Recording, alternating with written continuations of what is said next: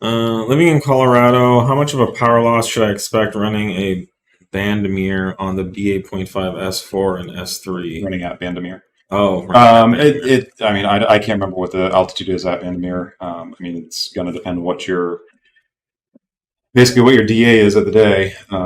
It obviously drops. I think rule of thumb is like around 5% of every 1,000 horsepower thereabouts, but it's 6,000.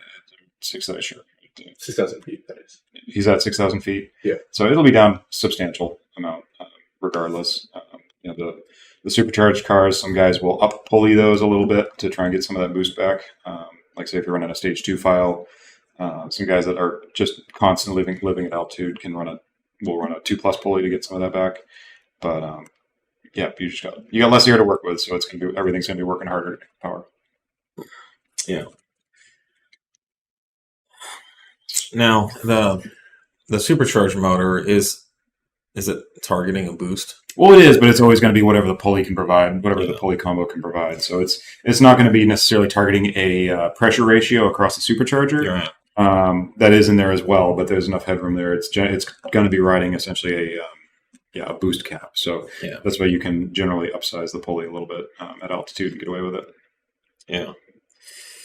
It's just going to make, just like down here, your air temps will be a little higher. It's working harder to compress the air.